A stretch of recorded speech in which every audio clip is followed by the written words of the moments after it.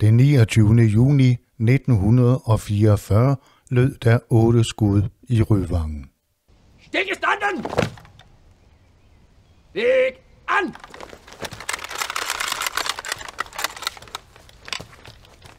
Feuer! De 8 medlemmer af Hvidstengruppen lå døde på jorden.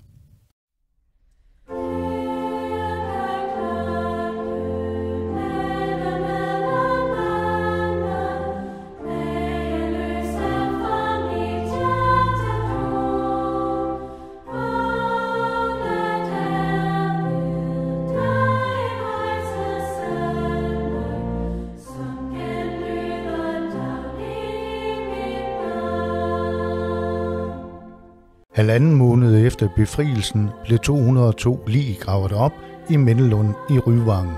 Cirka halvdelen af dem ønskes genbegravet derhjemme. Blandt dem var de 8 henrettede fra Hvidstengruppen. De kommer i hver deres kiste, og efter en bisættelse og en smuk mindehøjtidelighed i Grundtvigskirken i København bliver de 8 brændt. Efterfølgende kommer de 8 urner til banegården i Randers. Urnerne blev modtaget af et menneskehav, blandt andet politifolk og modstandsfolk, som fulgte rustvognen på vej de første 200 meter.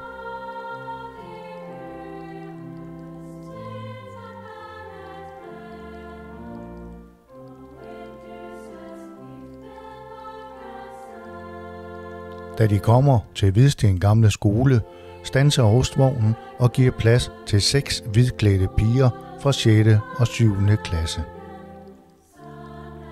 De 6 piger træder ud foran rustvognen og går med hver deres blomsterkurv og strøer blomster fra skolen og op til Mindelunden.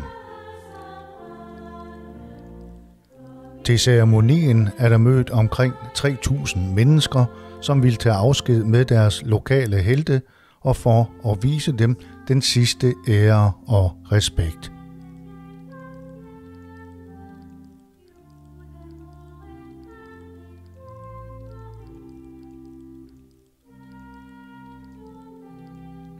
I Mindelund nedsættes 4 urner i hver side. Vi ved, i hvilken rækkefølge de ligger, således at de pårørende kan komme og lægge en blomst ved den urne, man ønsker. Øverst til venstre ligger dyrlæge Albert Carlo Iversen. Derefter følger radiomekaniker Niels Nielsen Kjær. Derefter mekaniker Johan Kjær Hansen. Og til sidst Møller Henning Andersen. Øverst til højre ligger karetmager Søren Peter Christensen.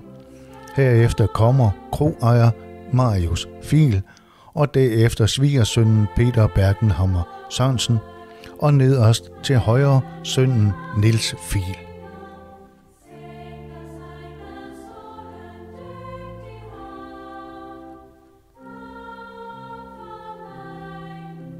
Ved mindehøjtideligheden talte den lokale præst, som var pastor Christensen.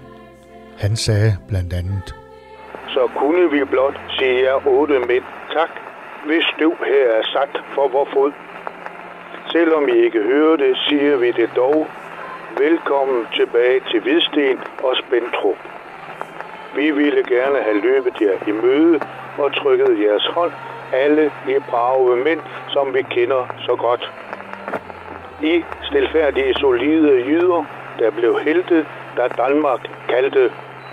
I kæmpede for at skaffe os friheden.